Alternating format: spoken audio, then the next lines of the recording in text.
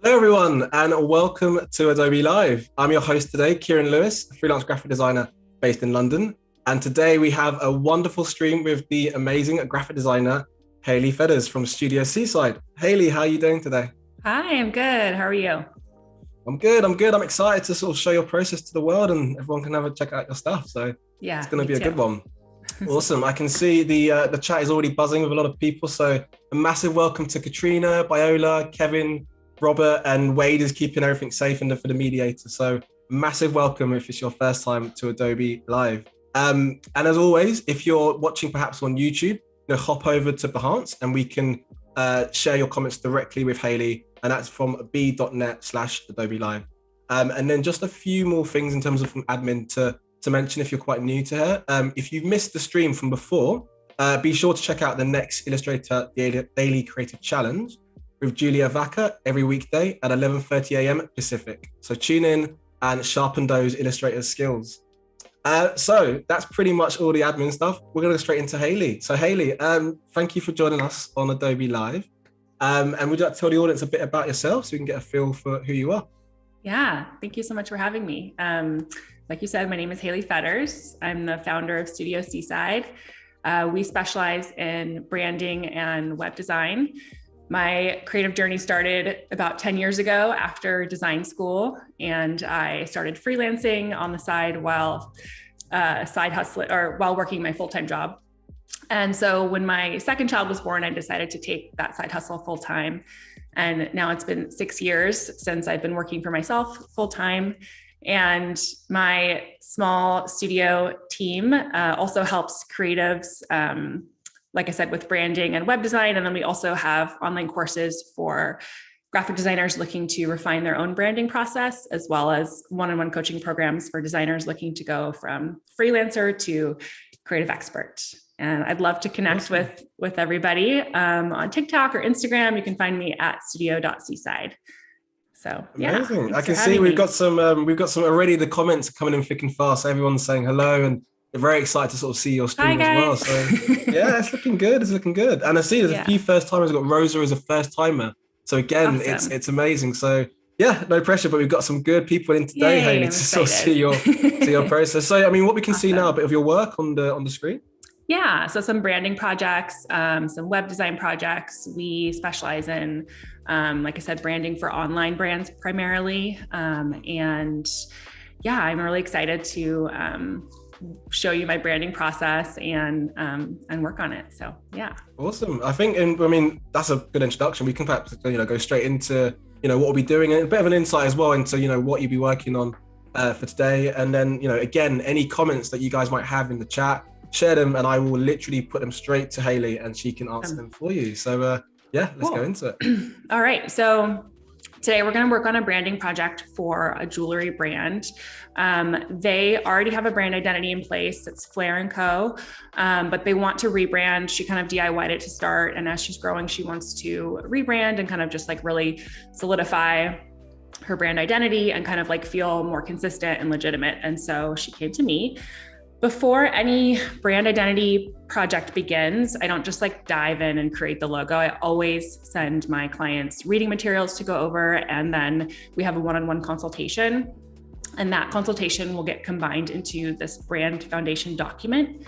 And so basically, it's kind of like creative direction on steroids. Basically, this has to be approved before any design begins. So we talk about how your brand is made up of your core values, your position statement, and your ideal client.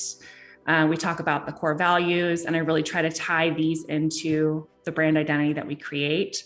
We talk about the ideal client. So for this brand, they're fashion forward college students, they're new grads, they have a limited source of income, but they still want like quality products that are fashionable and cute. So we're kind of thinking about that when we're creating the brand, like how can we create this, this brand that's not too pretentious, but feels high end, but it's also young and youthful and approachable. We come up with a position statement. So that's kind of their position in the market, who they help, what they do for their clients. And then we create a brand inspiration board. And so these are designs that we found that feel like appropriate for the brand. And then we have color palettes and icons and just like an overall creative direction. And so this gets sent to the client before any design begins. So they see it, they have an opportunity to give feedback, say like, oh, this wasn't really working, or we don't really like these colors. And then once approved, then we dive into design. And so she didn't have any changes for this brand inspiration. So we were good to go to get started. And so what I like to do is like, so this inspiration is typically stuff that is like on Pinterest or like designers that I think that like would be appropriate for this brand. But when I pull it into Illustrator, I try to pull in like inspiration that either I've designed or that is not from other designers, because I always try to be really aware of like not being too influenced by other designers. So for this particular mood board, this is just something internal that I'm using that like this is her jewelry that she has, some ideal clients, just like the overall feeling and vibe, paired with like some designs that we've already created. I was gonna say, just on that, it's quite nice to sort of see already, before you even go into that design process, you've got that nice, almost like strategic, way of thinking. And I think, again, for a lot of the audience we've got today, it ranges. So some people could be quite new to branding, or some people might be, heavily into that space, but it's nice to sort of see your process, which hopefully, help those in the chat. So again, just on that chat, if anyone's got any questions, even relating to that early stages of Hayley's process, throw those in the chat and I will share them with Hayley. So it's good to sort of see as you go through it. Yeah, absolutely. Yeah, let me know if there's questions. One thing to note also is that I only provide one concept to the client. So I know the industry standard is anywhere from like 3 to 6 concepts, and then you kind of let the client pick which one they like best. But I have found, as I've refined my process, is that if I only provide one concept, it actually provides more clarity to the client around like why we've made certain design decisions, and they can kind of rest assured that I'll try every possible solution and deliver the best one for their brand. And so that's why getting the creative direction approved prior is really important, because essentially they know what they're going to get. Like they know what the color is going to be, the overall style. We really want to like just make it super clear so that there are no surprises come time for us to deliver the concept. So that's really interesting to hear. I mean, that idea of, again, of the one concept, because it's so easy to perhaps throw in a kitchen sink, especially at that very early stage where, again, for even young designers or even juniors, where you're just a bit self-conscious, or you're not too sure whether, do you need to show 1 or 5 or 6. But again, it sounds like you refined that process now that you know that once you have that one, the clarity it's pretty much there from the get-go. Yeah.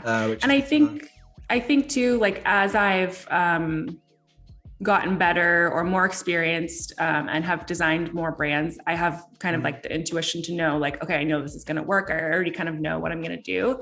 I think when you're just starting out, sometimes it perhaps can be beneficial to develop more than one, because then that way you can get a sense of like, you can practice also, but then also kind of get a sense for like what clients respond to, or so I think that like diving into the one concept approach immediately like may not be the best for everybody. We've got I can see again some of the comments are coming in quite nice from, so we've got Paloma, who said, love the brand inspiration boards, the colors, color of the clouds are beautiful, and Melina, who said love the mood board. So it's all positive stuff. And we've got a question from Bex, who said, do you share templates for your questionnaires or brand presentations? Yeah, so I do have a course, it's called Brand Process Savvy, that basically walks you through my whole branding process. So you guys are going to get the sneak peek today. And essentially kind of like what I'm doing today is like what's included in the course.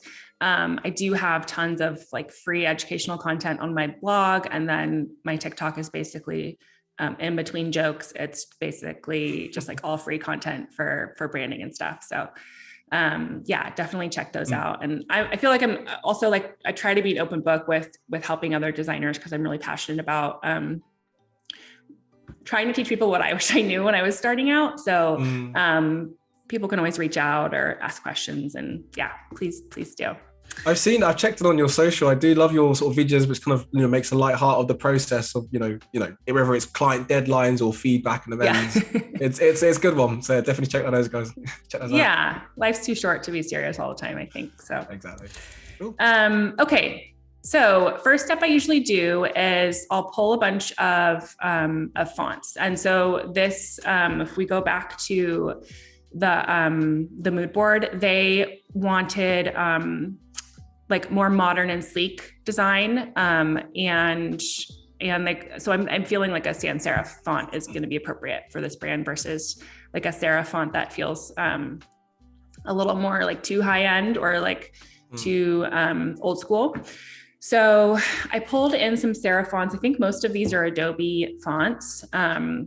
Some are like this one, I think is, I have the license to use it. And that's just like kind of a tip too, for any new brand designers, is you always want to make sure that you have the right license to create a logo. If you're using a font that you're not creating yourself, you want to make sure that it's licensed to be able to use. So very good point. Because we have the ampersands, the and symbol in the name, I immediately am like drawn to wanting to like incorporate that somehow. She also really wants like a unique symbol. Like she mentioned, like for example, she gave an example of like Lululemon, how they have the little brand mark. So she wants something recognizable for that. I always list out like my deliverables when creating the brand. So this one, we're creating the primary logo, alternate logos, a submark, the little brand icon, and then we'll do colors and font suggestions. So typically I'll start, like I said, with the fonts. I don't know if anybody in the chat feels like they have one that they like. I'm definitely drawn to like this one. I think it's too heavy though. So I would see if we can, it doesn't have an alternate weight. So I would see if we can kind of make that sizing a little bit less heavy. I don't love this ampersands. I kind of like this one, or even this one. So I think what we'll end up doing is like kind of creating a semi-custom logo type with a combination of a few different fonts. Nice. I can see from the chat as well. It's already, it's the, when I saw the ampersands, that's the thing. I feel like you can have a lot of fun just looking at the various different ampersands. And Paloma said there's some funky ampersands we can see there going. But and actually one which is quite nice is kind of relating to at the beginning when you're talking about the courses that you do. We've got Marissa who said, I took your course and it's amazing. And it's been so helpful. So hi Marissa. That's so nice to hear. So you're in the right place, great. Marissa, to see some more branding. Cool. Yeah, that's nice to hear. Okay, so I know they're kind of funky. This one I feel like is fun too, and it has this flair, which could be fun to like kind of play on the name. So what I like to do is just like pull over the ones that I think would work, and then kind of like play with them from there. So let's see. In terms of just a question, in terms of like your font research, do you have like a process that you would, are you more sort of perhaps going to books, or do you go online, or do you kind of maybe have an idea of fonts because you've been in the industry for quite a while? Is there a sort of set process that you come with? Every creator has their own way of doing it, but do you have one? I have like tons of saved fonts, like, and type foundries that I like. And then, you know, like on Instagram, how you can save your, you can save posts in categories. So I have like a whole list on there saved. And then it really just kind of depends on the project. So like, you know, every brand's going to need a different font style. So depending on the brand and the brief, then I would pull from different foundries there. And I've found that there's often times where I can't find like the exact right font that I want. So I've just kind of like defaulted to just making the logo type, which is really fun. So there's that option too, or kind of just like editing the font to like make it how I want it. So it'll be kind of like semi-custom. I feel like every designer, excuse me, even myself, I mean, we all have like hard drives or like archive backed up with like almost like emergency fonts, but just like a nice collection of things you found over the years. So again, if anyone's on the chat, if you potentially have ways of how you save or kind of archive your stuff, share it in the chat. It'd be good to know how people kind of collect their visual research or how they save fonts. Sharing is caring. So yeah, get those comments in the chat and we can know more. I have like a bookmark on my Google Chrome internet browser, like a bookmark of all the fonts that I like.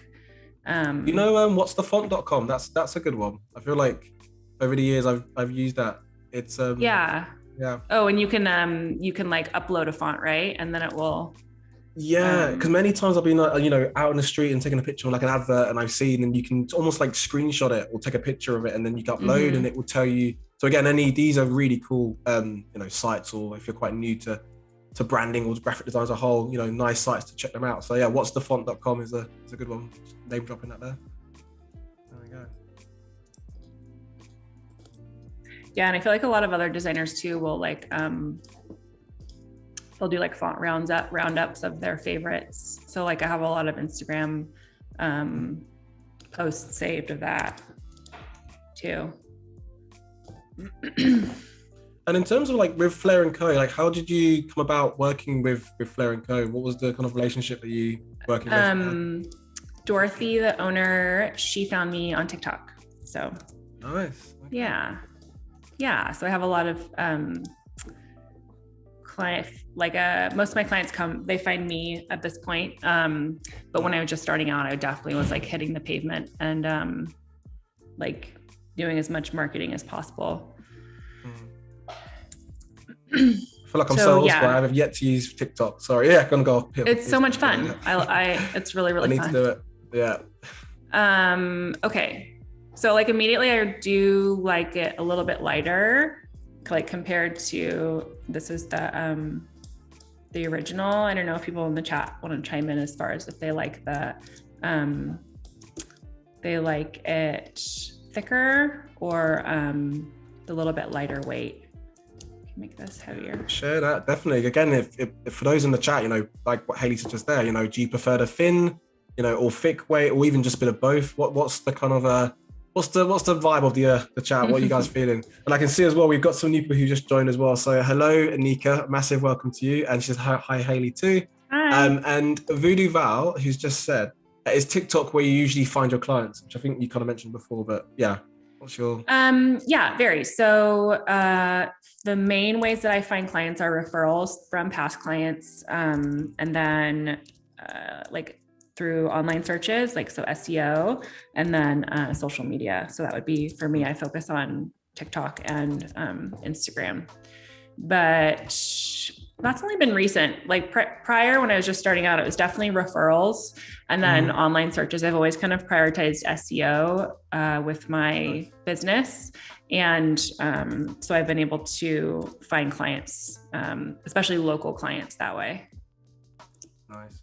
I feel like as well, like it's, during, lockdown period, it's more people have had time to spend online, perhaps using social media. So potentially, I've found clients even from DMs on Instagram. So I feel like that shift of culture, how you go about securing clients or reaching out is completely changed over probably the past 2-3 years. Yeah. Like when I first started out, I think I found my first client like on Craigslist. Like I think I like posted on Craigslist, and I don't know if they have Craigslist over there, but it's definitely not. Yeah. It's not around anymore. Or like Facebook groups too are a good way to find clients that I've found in the past. Okay. We've got, so Tori just said, and Tori just said, this makes me feel old because the brand is not geared towards me. But just on that, I mean, this is definitely, even though it's for, Zillenials, the whole idea of seeing Hayley's process and, how she works, it's for everyone. So don't feel like this is not the place for you. This is definitely the place for you. I'm not a Zillenial, not by a long shot, but, neither we can still am I. be here. And speaking of TikTok, I feel like I'm definitely like the oldest person on there. So it's, I'm definitely not in this age range. The pioneers whatsoever. of TikTok. I like that. Yeah. So sometimes when you like outline, so basically I outlined and then I had to edit the text. Like sometimes it can get wonky. So you have to go in and like adjust all these anchor points. And like this, I get really stuck on like getting everything perfect, but like, I don't even know if I'm going to use this form yet. So I have to just stop myself sometimes. And it's the old classic. I feel like we had yesterday in Anika's stream who's in the chat as well. We were talking about, she was talking about the idea of tilting the head. Every designer has that sort of tilt of the head when you're really like locked into that moment. You had that for a second. I think I saw that, but well, not everyone, but most, when you're locked in, you're in a good place for that. So it's all good. And Tori just said in regards to that young comment, it's because she said, I like the lighter font, lighter weight, I should say, but it feels very youthful, hence my comment about the age. So she's feeling more the much lighter font. Yeah, I think so too. Even just looking back at it, like standing back a little bit. Yeah. And then, so like even compared to this, it's like pretty heavy, but I might even go somewhere between the original and this one. So yeah, it's so much just like duplicating, doing it again, and then like, oh, where was I? Like, oh, should I, Always a duplicate. I can see the comments are good as well. They're all positive. We've got Melina said they're loving, again, this is the thin one, the light seems to be the winner. We've got Melina who said they love the thinner version. Cool. We've got Kevin going back to that TikTok, say that he loves your TikToks, Hayley. Aww. So and then we've also got, I hope I'm saying it correctly, Chaitra, I hope it is. Hi Hayley, so fancy seeing you here. You were amazing. Oh, hi guys. I don't recognize the name, but I maybe from Instagram or TikTok. Yeah, I had people say they were going to chime in, and nice. Yeah, I'm so happy to see everyone here, or at least hear the names. I can't see the chat. So. It's the Adobe universe. They're all here. It's just you can't see them, but they're here in spirit. So it's all cool. Yeah. Okay, so we've got 3 different weights now. I've got the lightest all the way down to the heaviest, and I think maybe the lighter one is still. I was thinking like maybe the medium would be better, but I still think that lighter one. How many weights are there for that particular font? There's only one. So what I'm having to do is offset the path. So expanded the type, and then going up to object, and then path, and offsetting the path. And so I did it by 1 point, and I think I'm going to do a 0.5 point this time. And then, but then you can see like in here, it starts to get a little wonky. So I'd have to go in and adjust. And thank you. I can see on the chat. Thank you, Chaitra. There we go. From Pink Pot Studio. Oh, hi. Yes, there we go. Thank you for correcting me on that. No, it was probably my fault, but that's probably the reason why you didn't understand who it was. But well, no, I feel like too, it's like, I know people's handles, but I don't always recognize like the name right away. But cool. Hi, it's nice to hear that you're here. She has a great course too for people who are wanting to be web designers and kind of like scale to like a higher end web designer. She has, I think it's called high-end web designer. Nice. So check out Pink Pot. Yeah. It's I feel like I have this whole like internet like crew of friends that I've never even met or even like talked to, but we all like cheer each other on. That's the which is beauty, cool. right? Of like the idea of, like connecting and sharing work abroad, especially overseas as well. It's quite nice. Yeah, Because again, where are you absolutely. based right now? So again, for our audience to have an idea where Me? you're based. Yeah. I'm in California, and I'm in like a little beach town south of Santa Barbara. It's called Carpinteria. If anybody surfs, it has Rincon, which is like a world famous surf break. That's where I live. Yeah, very, very, hence Studio Seaside. So we I was are just going to say in that fact connection there. Seaside. Is that what it was? Yeah. I love that. Yeah. Brilliant. Yeah. And again, anyone in the chat, where are you guys viewing in from? It'd be good to know, because this is a global platform, but it'd be great to know where you guys are streaming in from. So get those in the comments, and I can share with Hayley, and we can see exactly where you guys are. Yeah. Okay. So I'm feeling like this middle one is going to go to get developed more. So basically what I'll do is like, I'll pull the one that I like.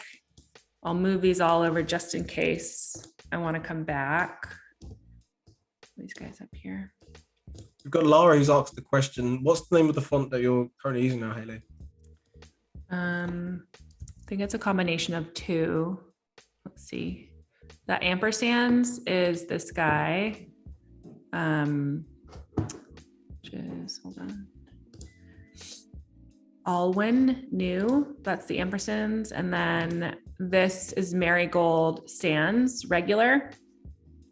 That is a Creative Market font that, and I think this one, the Alwyn is Adobe. And, but we've reduced the weight of the Marigold to make it lighter because there wasn't a variation. Gotta love the names of these fonts when they come out. So Yeah. it is pretty cool. Yeah.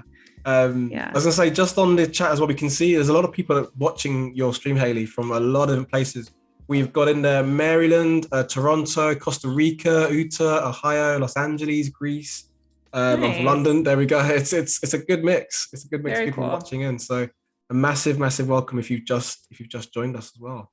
And on that topic, actually, just so you've about 26 minutes in now. So if you have just joined us, a massive welcome. And today we've got the wonderful Hayley Feathers from Studio Seaside, and she is a graphic designer who is currently working on a brand refresh for Flaire Accessories.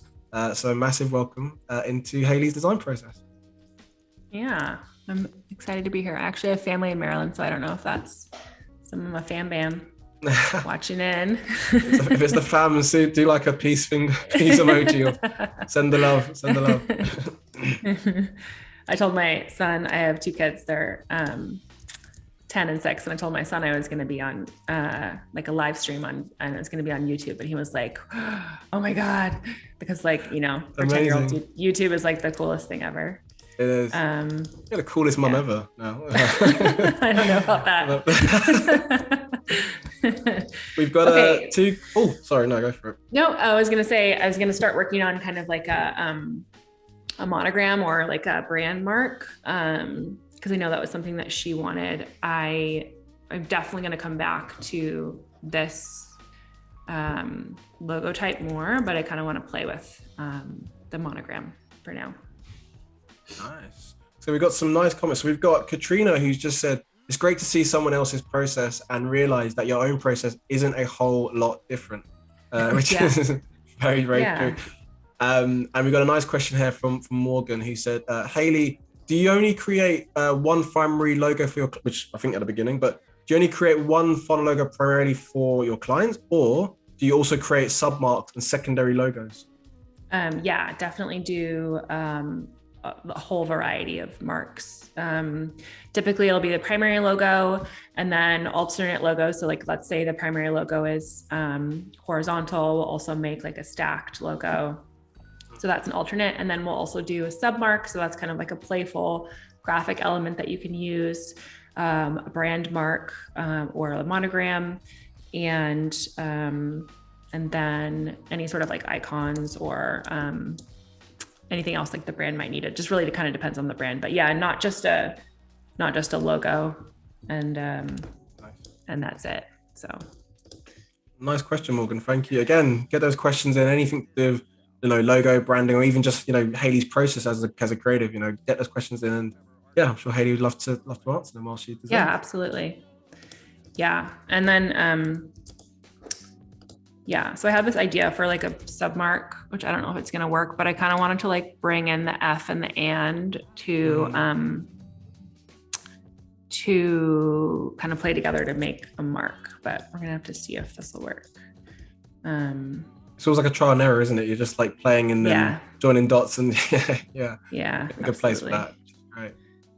Just a question in terms of like the process, like the tools that you use. Do you use a tablet or you mouse? What's kind of your setup? Use a mouse and and then I never got into the tablet. I feel like it would probably be really awesome. But I never got into it, and I just used the mouse. I was quite late to tablet, to be fair. I remember watching her name was Amy. I used to work in advertising, and she used to use tablet, and she was a whiz.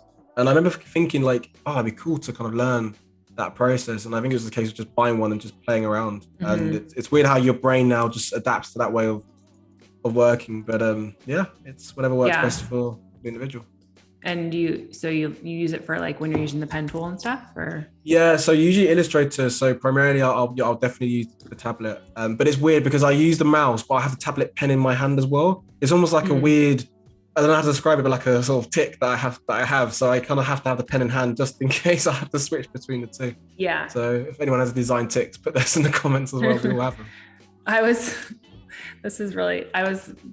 like sketching out a couple ideas today, and sometimes I use my iPad and sometimes I'll use my just like pen and paper, and I was using pen and paper and I wanted to zoom in. I for a second, I was like going to zoom in on the paper, like with the pinch. I was like, wow, this is really just, I guess you're thinking, doesn't it? Do we spend too much time on the screen?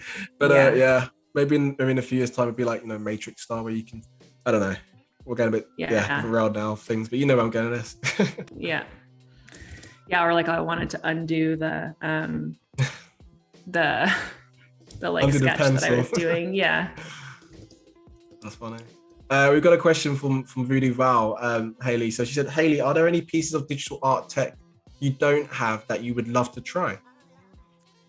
Maybe a tablet. I think that would be cool. I only have my laptop, and I would perhaps love to have like either a dual monitor or laptop and then monitor. But yeah, I just haven't pulled the trigger on that. You said that you have a dual screen, right, Karen? I've got a split screen. Yeah, it's basically a monitor. Yeah, just a monitor and then my MacBook. Mac desktop, I should say. And it's weird because I guess for many years I just used the laptop, so you're used to kind of working perhaps at a smaller ratio, and then after a while it feels weird to kind of change now because your brain's kind of adjusted to the about bigger screen. It's nice to have a MacBook. You can on the go, grab a coffee and sit somewhere and just do what you work with. Yeah, I did have a desktop for a while, and I did have a desktop and a laptop actually. So I would use my laptop at home or like on the go, and then I had the desktop in the studio, but it died and I just never replaced it. So actually, on that topic of tech, go for it. No, go ahead. I was gonna say on that topic of tech, my MacBook screen actually had a crack, which was a pain like literally last week. So I feel like I put something tiny inside, close the screen, and then which when you see that happen, it's like the worst kind of feeling in the world, like in the stomach. That wasn't fun, but it's all good. It's on the mend. So, there we go. So what are we looking at now? You can see just trying variations. So I was feeling like the angle of this was a little harsh. I wanted to like kind of mirror this, the curved, I don't know, I'm sure there's a term for it, but I don't know it. The curve of the back of the ampersands to kind of like mirror this guy to just make it a little softer. Just because again, like it's a youthful brand. We're trying to keep it fun, and the hard edges I felt like could be a little bit harsh. So I just like copied it over, and then I'm kind of like adjusting it to see if it'll fit in. What is the age of Zillenials actually? I don't actually know myself. I know like I think it's between it's between millennial and Gen Z. So like older Gen Zs. Yeah. Okay. Yeah.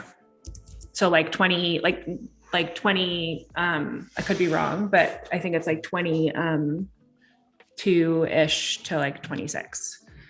So what are your thoughts when, a project like, I imagine you have a range of different clients, different target audience, different market, but a project like this, is this like a first project you've done with a market as young as this perhaps, or have you done many? It's not actually. Well, first of all, I love working with, this age group of women. I don't know. I just find it so inspiring because I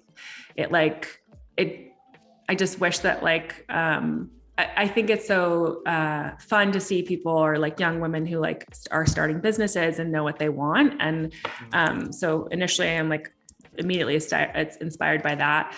And then I find that they like know their style and they like know what they want. And I just really love that. So it's not the first project I have worked on, but I did work on another one. She was an artist. And I realized the age gap actually when she was like, yeah, I want it to be like a vintage skater feeling. And I immediately was like, oh yeah, like 1960s, like tennis skater. And then I was like, oh, nope, she's talking about the 1990s. And, and I was like, and I feel really old.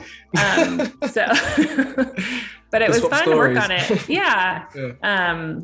Yeah. Like I said, it's fun, like inspiring to work with young women and like help their business grow. So it's really cool. And Dorothy, my client for Flaire, she like stocks these, this jewelry for like women her age that, like I said, in the beginning are wanting like cute jewelry, but aren't going to cost an arm or leg. And it's also, she does it, or all the jewelry is like skin friendly.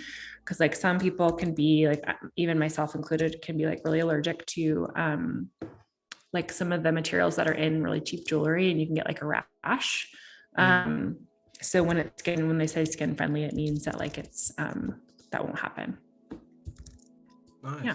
Well, on that topic as well of young, working with young people, I think again, going back to, or even touching on Adobe Live as a platform, that is pretty much, again, it's a range that we kind of cater for, educating young people and, people of all ages. But I think, within my own craft, I work with a lot of young people, but I think that's the beauty, because even though there is an age difference, you can still learn from one another in terms of, the area you grew up in or the different background or culture. It's all about, sharing that knowledge. Absolutely. Yeah. It's really cool. Yeah. Okay. So I'm just trying to get this right, and I'll play with it once I decide. But yeah, if anybody has any thoughts in the chat about this mark, and if it's too funky, this I can see like really needs to be refined as far as like the curve to have it match this guy. Let me try one more thing actually. But yeah, do people like the straight or the curved? I'm curious. Yeah, get those comments in, definitely. Yeah, I might try one more thing. I'm just throwing an idea out, and it might not work. No, my brain. But I guess even like a slight tint of the F, so that there's a difference between the F and. Again, it's weird because you do a tint, it looks grey, but there could be something in there maybe to differentiate. Yeah, or we could. It's so funny when I'm talking, I can't find the shortcut that I'm looking for. Transform, reflect. We could do cutouts also. Like we could have the F be coming over the ampersands and then underneath here. So that could work too. Cause I always like to try, well, first of all, I always start in black. Even if the brand is going to have a color, I'll always start designing in black, because any brand you create is going to need to be able to work in one color. And if it can't work in black, then it's not going to work in color. So yeah, always starting in color. And then I tend to just gravitate towards brands that are one color. Although I have found that with that other younger woman that I was working with, she wanted really bright colors, and we like used bright gradients and like colors that I typically wouldn't include. And it turned out great. It was really fun. So she pushed me out of my comfort zone. I feel like that's totally a thing as well, even with that particular market. My sister's 20. Oh, sorry, she's 19, I should say. So again, it's an age gap, but she, with the kind of stuff that I see her post, what I like about it now is that those kind of traditional, potentially even complementary colors that we would maybe consider to be from our era, say, for example, it's maybe completely changed in terms of another generation. So colors that we feel that they won't match would actually work well for that market. So I think that's quite cool. That kind of pushes you out of your comfort zone, and your brain has to work in a different dynamic. Yeah, or for like this color this brand, she wanted to do like a pink and green, like, and this pink, it might even be too pink. She wanted like a blush, but yeah, I definitely wouldn't normally design in that color, but it works for her client. So yeah, but sometimes then I'll pull in and see how it might look.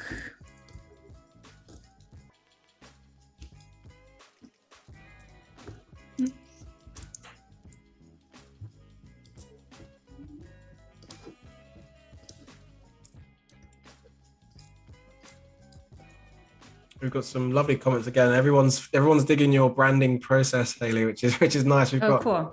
She's joining in from New York and loving the branding. She said, and again, Tori said this is great. So yeah, it's all good. Very, very awesome. Good. Thank you. Yeah. So and then so I'm like, I don't know if it's too funky, but we just keep playing with it. We just keep going until we find something. And then like she, you could let's see how it'll look on here.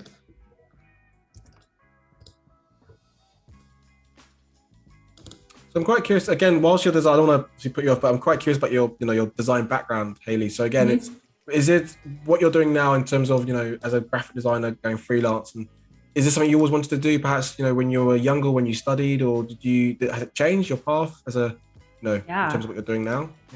Yeah. I think when I was in school, I kind of pictured myself being like eventually working for an agency in-house, working my way up to be creative director or something like that. But life kind of got in the way. And so not in the way, life happened and changed my path. And so I decided I wanted to spend more time with my kids and be more available instead of like working full time for someone else. So that's kind of why I decided to like move down that path of self-employment. My dad had his own business for years, like growing up, and I never felt like I wanted to, but like I felt like I had the tools, or at least like a little bit of the pathway, or like I just saw him do it. So I feel like it was a good, I knew that it was possible, it wasn't quite as scary. Even though it was still scary for sure. Yeah. Nice. Yeah. It's always nice to, sorry, no, go for it. Oh, I was going to say, I actually was, when I was like in junior college, so here in the States, we have like you do like junior college and then you can go to the 4-year university. I was actually studying to do nursing school. I did all the prereqs to do nursing because I was, I just didn't think it was possible to be creative and have like a creative path or career. And so, but then I realized like, no, I actually do want to do graphic design. And so I switched majors and did design. So I was going down like a very different path. That's brave. That's bold as well to change like, completely different careers as well. Yeah. That's great. Yeah. So it's definitely possible. And that's why I feel passionate now about like helping other designers, find their way. Or like when I was, first starting out, I feel like there was a lot of trial and error. Like, I don't know. I think like as soon as I discovered like podcasts and like the online business world, I feel like things kind of changed because, it just felt more, I don't know, like connecting with other people doing the same thing. Like there weren't necessarily people in my town doing what I was doing. But when I was able to like build community of like-minded entrepreneurs, and I felt like it really opened a lot of doors. So that's awesome. Yeah. I guess as well, it's a community feel, isn't it? I always find, even from London and over here, London's a big place, but then again, within the creative space, I feel like it's small because you're kind of maybe one friend or a mutual friend away from knowing that individual. So it's quite a niche to an extent anyway, community. But I mean, that's even on the online world with Adobe Live and what we do here.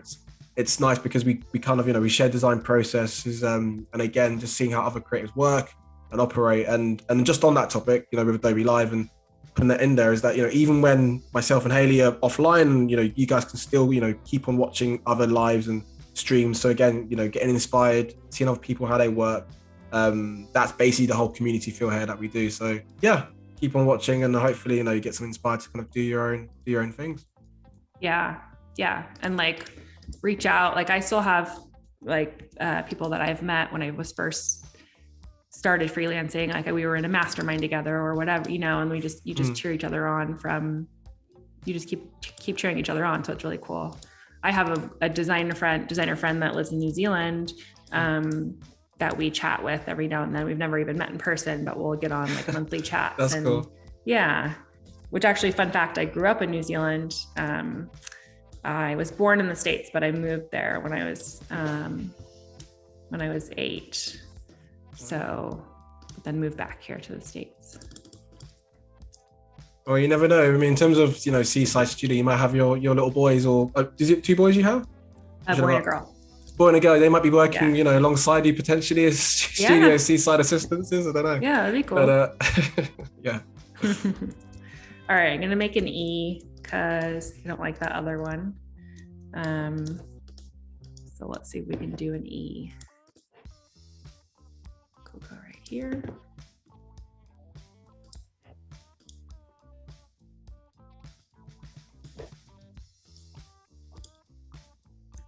Would you say, in terms of like an everyday process for yourself, Illustrator is kind of, it obviously depends on the client and the project, of course, but would you say Illustrator, do you feel the most comfortable in terms of the programs that you tend to use on a day-to-day basis? Yeah, it's definitely my favorite. Yeah, definitely Illustrator. I love InDesign in the right moment. Photoshop, I mean, I wouldn't use it for design stuff. I use it for mockups, but yeah, it's definitely that's not the one I'm most comfortable in. It would be Illustrator and InDesign. And then I've started using XD for websites. Like I used to use, before XD, I would use Illustrator to mock up wireframes, but now I love that for websites. But my passion is branding. Like we do websites for my studio, but I get most fired up and excited about the website projects. I'm sorry, the branding projects. Yeah. Okay. Oops. It's nice to see sort of duplicate E's, various E's, and you can just play around until you get the right E. I can imagine every design. I know, it's so tedious. No, it's good to see though. Again, it's how you work as a designer. Everyone again in the chat, and even myself, we've all got different ways of how we work, and you're doing a live stream, so people are watching your process. But again, it's subjective, but it's how you work and how you operate. So it's kind of cool to sort of see it come to life. So whether it's like every pixel, then it's all good. If it's like a nudge every time, it's good to sort of see how you operate. Yeah. So how do people feel about these E's? Do they like the straight across? We'll have to adjust the weight, but what's the E vibe? Yes. Yeah, I think I like just a little bit off. This one's too much. We could do it like a 1, 2, 3, I guess, from the top to bottom potentially. If So 1 is straight across, 2 is a little bit more dramatic, and then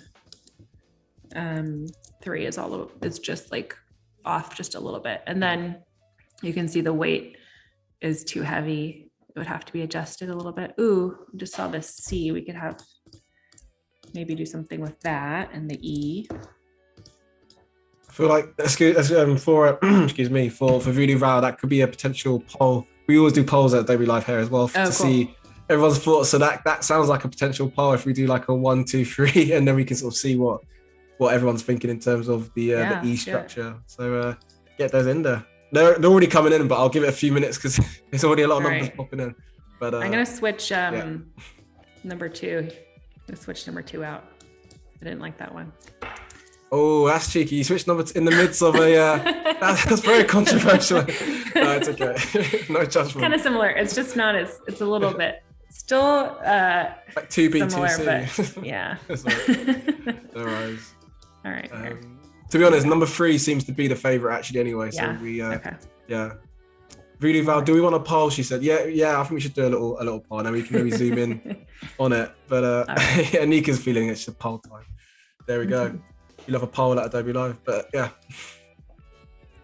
All right. Okay. So number 3, was that the winner, or are we waiting on the poll? Well, I think on the chat I can see already number 3 seems to be the favorite. Can you zoom a bit more so we can marvel at these? So number 3. How many? 3 or 4?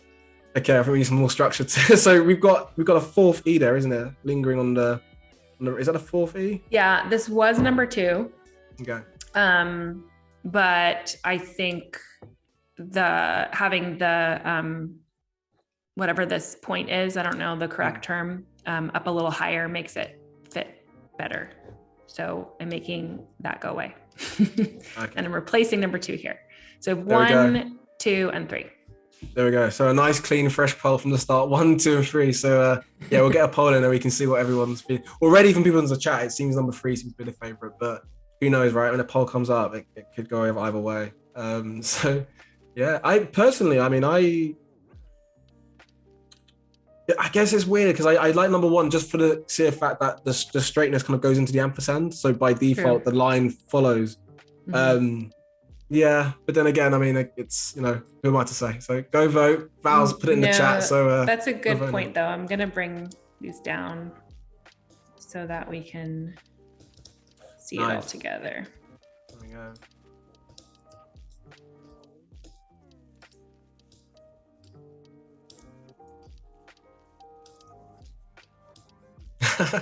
So Val, to be fair, that's probably my mistake.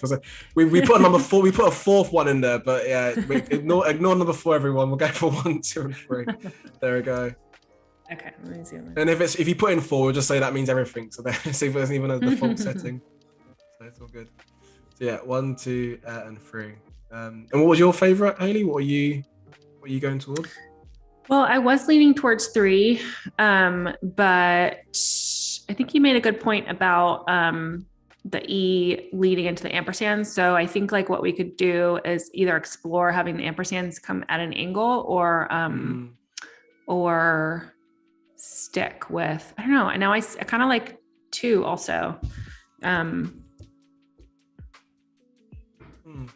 the sizing has to be adjusted, but I think,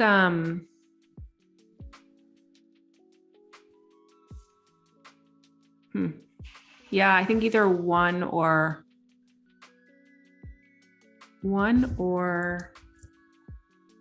2, but the E, you can see it's a little big, has to be reduced. What's the poll result? To be funny, we've got the comments. I feel like we've opened the floodgates now. But yeah, we've got Jordan who said 1 is good and vanilla. 1 is good and vanilla, but 3 has flair. I still say 1. Paloma said 2's her favorite. Chris said 1. Tori's 1. Tina's 1. Tina's 2 actually. Sorry, Tina. Yeah, Tina's 2. It's a mix. I feel like just from what I'm seeing on her, it looks as though number.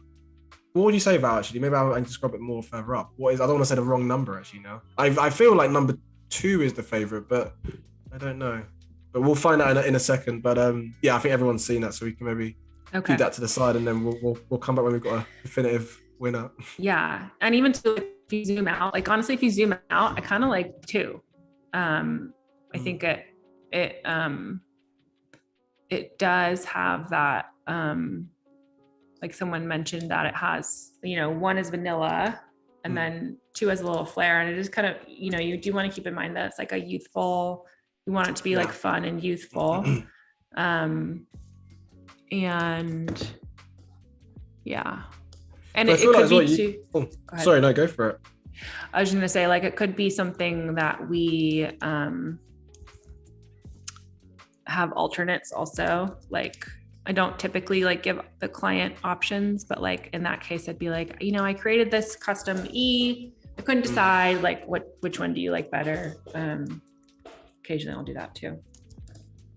I always find as well when we do like little, which I love what you've done with the E, and you kind of change the orientation slightly so it has almost like a unique feel individually, but whether it has like a subtitle to support it, so whether it's you know, Flaire Accessories and then like a underlining, you know, jewelry brand or some sort of like nice thin font that sits underneath that as a lockup, that also sometimes can help make a decision in terms of, you know, that final. If there is there anything to support with the branding? She does not, but usually I will add something in there just to, I always recommend, like, if you are not a household name yet, then to include something that's a little bit more descriptive of what the brand is, if it's not immediately clear, just so that you can give people a better idea of what you do. What's your thoughts as well? Again, so I always think as well, my brain, when I create logos or branding, it's you know, even Instagram. So obviously working in a circle profile pic, so it's perhaps stacked, the logo. Would you create versions where again you would do maybe one where it's, you know, long ways and then one where it's maybe stacked depending on, you know, how they're going to be using it and where? Yeah, definitely always give options. And then depending on like the complexity of the logo, like if there's a logo mark that is complex, then we'll create like a more streamlined version. So yeah, definitely give a lot of options.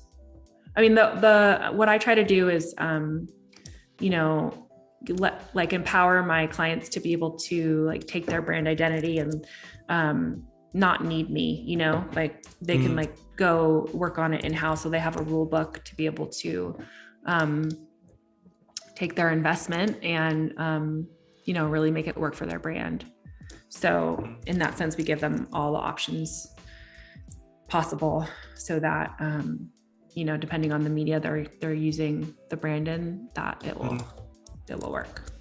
You made a good point as well, especially for those who are watching the stream who, excuse me, are quite new to branding, you know, as a process. The rule book and the branding and the brand guidelines, again, these are quite important. Do you tend that when you work with a client and you're doing branding that you will supply them with you know, because obviously you created the brand, a real in-depth, you know, color palette, fonts to use, how not to use the logo? Would you supply that as well as? Absolutely, yeah, for sure. Yeah, nice. Yeah, so basically like this template that I have will just expand and then it will go into the style guide, which covers the brand identity and then colors, all the color values, all the typography uses. And then we'll also create like mockups of the brand identity in use. If there's any collateral items, it'll have those and how to use them. Yeah, all of that stuff. Okay. Nothing worse than seeing the logo being used in a way it shouldn't be, especially if you created the branding. It's almost blasphemy, isn't it? So there we go. Justin's actually said a point, and again, it's just a technique, and you can potentially put it in if you want to. What about rebuilding what about rebuilding the ampersand from the letter O so the curves match? Okay, I see what you're saying. Like I guess the curving of the O. So I guess there's those kind of little details that it kind of mirrors up, which is quite nice. Yeah, that's a good call. I don't love that O. Let's see. Let's try it. It works. Yeah. It doesn't. We could even make the ampersands combination of the F and the. Nice, yeah. Also, Ralph in the chat, it's what would you say? I want to put the pressure on you. What would you say the chosen poll decision was? I'm actually stuck because I feel like there's a mixture of numbers and it's changed as we sort of spoke about more and more about this. So it's almost like we're influencing the decision. But yeah, I'll leave it to Val to put in the chat what she feels like the final one is.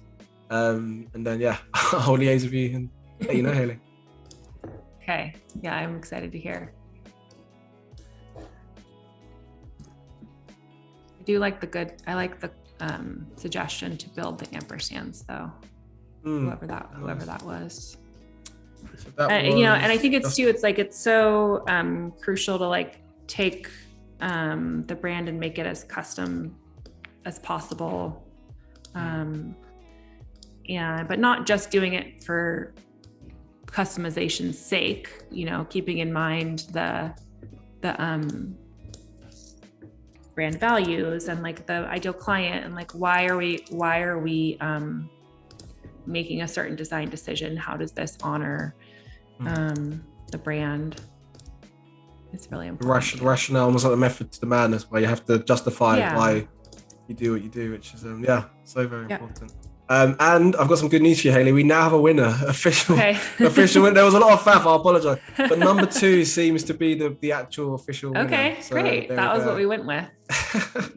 That was what we grabbed. And we've got a lovely comment actually here from Jordan. He said, just want to say this is my first time joining a stream on Behance. I never knew this was a thing. Really enjoying the creative, collaborative community aspect of this. So lovely comment. And welcome to Adobe Live, Jordan. So hopefully you can watch many more over the years. So welcome anyone who's just joined as well.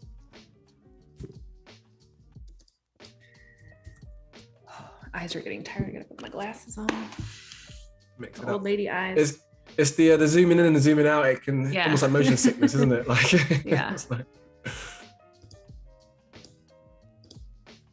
I like the lives too. I think it's fun to see everybody's creative process and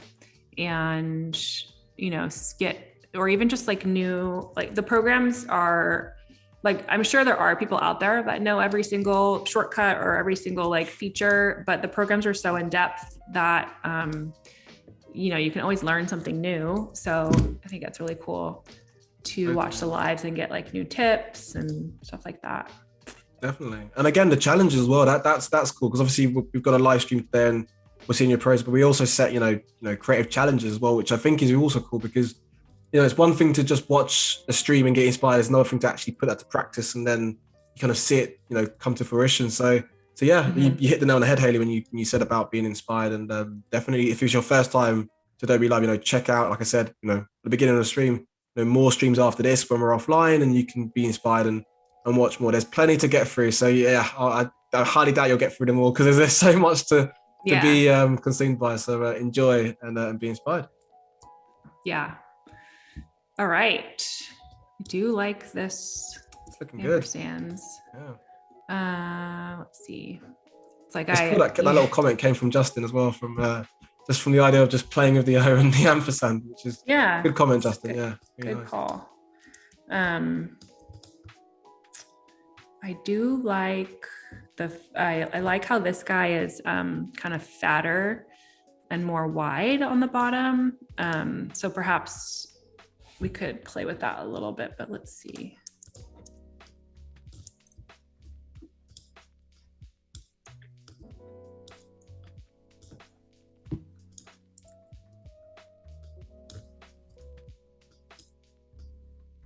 I'm always quite curious. These are kind of questions I ask when I do other streams, but with lives. But in terms of how, when you're working, Hayley, in terms of your design process, do you have a music playlist that you work to, or do you work with maybe the window open to sound of nature? Like what's kind of your thing that gets you in that mindset if you have to really knuckle down and focus on a deadline day? What is your go-to? Yeah, usually I'll put like a podcast on, or I have share an office space with another company, and we're always chatting, which is really fun. And so I feel like that kind of distracts me, and just the right amount. But music or chat, like listening to the background chatting, and podcasts. I like crime podcasts, just slip that in there. It's okay. You can you don't really like guilty. I like crime. Yeah. Well, I feel like have you seen those I don't know if they're TikToks or like memes where they're like, and her tail was cut off, her tongue was cut off, and blah blah blah. It's like and then she's like falling asleep to like this awful podcast. She's like meditating. Yeah. It's like, so there's like awful things happening. That sounds insane, but I will check that out actually. Yeah. I'll say I'm new to that, but that does sound good. Okay, so I like the idea of creating the ampersands. I do like this one is a little bit fatter. So I just took like the D and then we'll kind of see if we can use the D instead of the O. So we'll use the O on top and then we'll just see how it looks. So let's see. Just a friendly reminder. So we're about an hour already into our, it's gone flying by, an hour into our stream already. So again, for those of you who just joined, massive welcome. And just so you can see, what's actually happening now. Today on Adobe Live, we have Hayley Feathers from Studio Seaside. And she's in the process right now of designing on Illustrator. And it's a brand refresh for Flaire Accessories, who are a jewelry brand for fashion-forward Zillenials. So welcome. And again, any questions you have related to Hayley and her process, or why she likes crime podcasts, or anything on those topics, get those in the chats and we'll share it with her directly. There we go.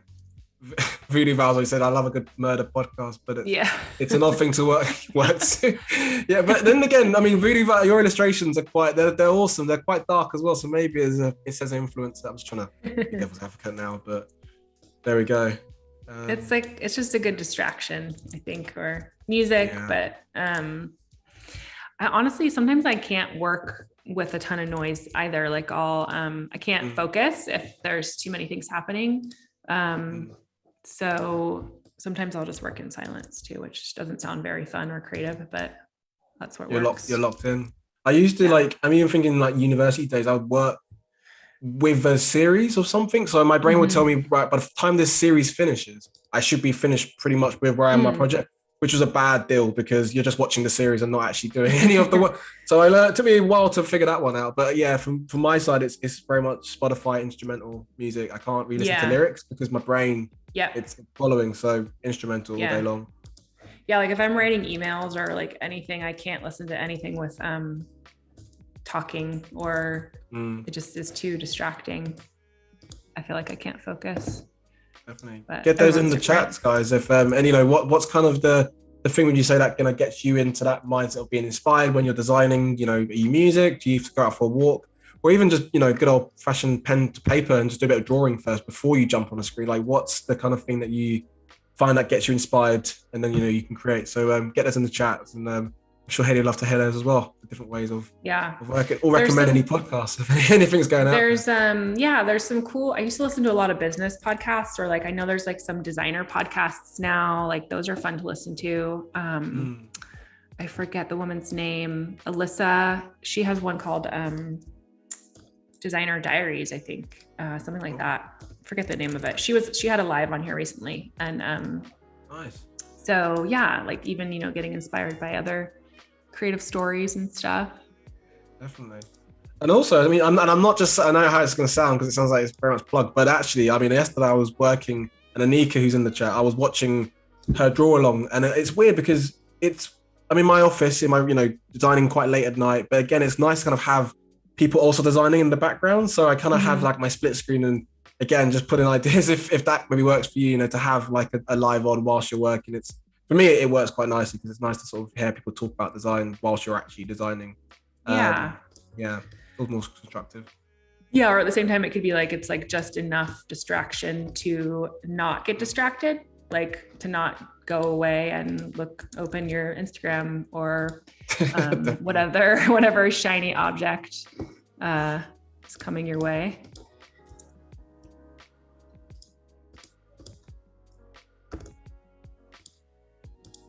All right, let's see how this turned out. Definitely need some refining, but let's see. Okay, I like it, actually. That was a good call. So, all right, we could do another chime in from the chat. Yeah. I definitely have to refine the weights a little bit, but it's just like a quick glance, like what. So we have number 2E, and then which was the winner, and then now we're choosing between the two ampersands. So we have the custom one that matches the curves of the O and the D from this font, or ampersands from a different font. that I liked better.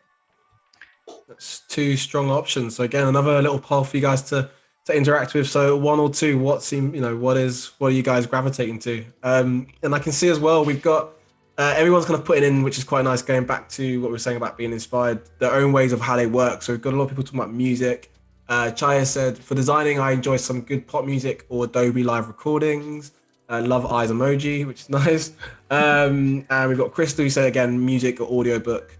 That's quite a nice one. Voodoo Val said, sometimes I listen to rainforest sounds if I'm writing a story. Can't listen to words when I write. That's a good one, actually. That makes total sense. So yeah, get those in there. And Chanel said, procrastination. Nothing like being under pressure to get the wheels turning. Yeah, that's a good point. That's absolutely a good point. Yeah, within a healthy balance though. But yeah, but definitely especially when you got deadline day, right? You got to kind of get those things going. But if you got things structured, nice, neat, and organized, you should be in a good place. So there we go. So I can see people are voting now as well for your options. So I'll share those with you once those come through. Great. And then sometimes what I'll do is like this. Sometimes my artboards will get too cluttered. Oh yeah. So we'll just move on to the freshie. I'm guilty of many artboards. It's like a method to the madness, right? Where you just plop, plop, plop, and then. Are you and this is no judgment because we don't judge on Adobe Live, but are you when you do your filing, are you a save as like nice and neat in subfolders, or are you a save as 1, 2, 3, 4? Okay. Well, yeah, no, I would try to stay pretty organized. Sometimes it'll get out of hand, but I try to stay pretty organized with my files, for sure. I mean, that I'm not trying to promote being 1, 2, 3, 4, 5, kind of like on file names, but definitely. I mean, I to be fair, I do that. It's more, I have desktops as well, so I'll put things on desktops, and then at the end of the day, then I can nicely do a nice cleanup. But I mean, Adobe's good because again, you can do Creative Cloud, so you can save to the cloud. Do you ever use the cloud much to save onto your work? I haven't. I've noticed that XD like defaults to saving on the cloud. I use like a third party. I use Dropbox for saving my files, and that's just kind of what I've always done. So I haven't like made the switch, but so basically, because I used to have, like I said, I used to have a desktop and a laptop, and I would have to be able to share files between the two. So saving to Dropbox was the best method for that for me. But yeah, I think, any sort of like cloud storage is good. There's a lot of new updates as well with the new Creative Cloud, where you can, again, it touched on what you just said about file sharing as well, especially if you're, say, working in a team with, perhaps remotely or someone abroad, you can send files and they can edit it directly on there, or you can add notes, say via Photoshop. So definitely explore what you can do on the Adobe software and Creative Cloud, because it just makes life easier, to be honest, doesn't it? I guess it's rather than saving no one sends USBs anymore, but I guess it's all just like something you can save online. I had a client recently. She was older and wasn't like super tech savvy, and like couldn't figure out how to get her files off of Dropbox. So she like mailed me a USB. I love that old school. Stick. Yeah, why not? Good old tactile. And I don't think like some of the newer computers don't even have like USB plugins. You have to get like the adapter. That is true. That is very. Do you know what's funny? I'm just saying, I'm a bit of a hoarder, which I'm not proud of saying, but I've got a box with old bits and bobs and USB, and I found a floppy disk. Do you remember floppy disks? Oh yeah. I mean, I don't even think that's even it's not a thing anymore. But like, maybe for Zillenials they might not remember, but floppy disks, that was a thing. Absolutely. Crazy how it's changed. Or like my husband the other day was wanting to he has a DVD that he wanted to watch for like bass or something like that, and he's like, we don't have his old computer was like the only way that he could watch it. It's the future. So let's see. I can see some of the responses to your 1 or 2 are coming through. Okay. It seems fairly even actually at the moment. I see more 2s at the moment. Again, we'll get like a final count, but 2 seems to be like the favorite. Okay. 2 was the non-custom one, I think. Yeah. That's so far though. It could change. Things are forever changing in the Adobe hemisphere, but it's all good. Yeah, I do think it, I think one does feel more consistent with that, with the bottom circle of the ampersands. Yeah. Also as well, I don't know why it just hit me now. Like even working in lowercase, because again with brands, you can it mixes whether it's uppercase, lowercase. It's that sort of softer tone, right? And that approach of the ethos. Yeah, it was definitely intentional to use the lowercase because again, it's like a youthful brand, and you know, wanting it to be approachable and fun. So yeah, definitely choice for that. Let's see. We've got the official, our official referee, Voodoo Val, has put it in. So number two seems to be the winner. So okay. There we go. Yeah. All right. Okay, good to know. Yeah, I don't know. I'm gonna have to sit on that one. I think I do like the top one. I like if we're gonna use like a monogram or that have this be the mark, I do like number 2 better for that. Like, cause you have this over here from number 1. Yeah. But it's good to, again, it's nice to know, like, again, it's very much, you know, everyone's opinions on it and it's subjective, but again, it's nice to know your thoughts and again, put those rationales into why you maybe think, you know, number 2 works or number 1 works. But I mean, I think I'm with you as well, Hayley. I my personal preference is, you know, number 1 works a bit better as well. But yeah, it's nice to know what everyone else thinks as well. So yeah, thank you for sharing, guys. And then we could also potentially play with this F, making the top of the ampersands match the F a little bit more. So let's see. Because right now the angle, it kind of curves down, but if we have it match, it might look different too. Let's see.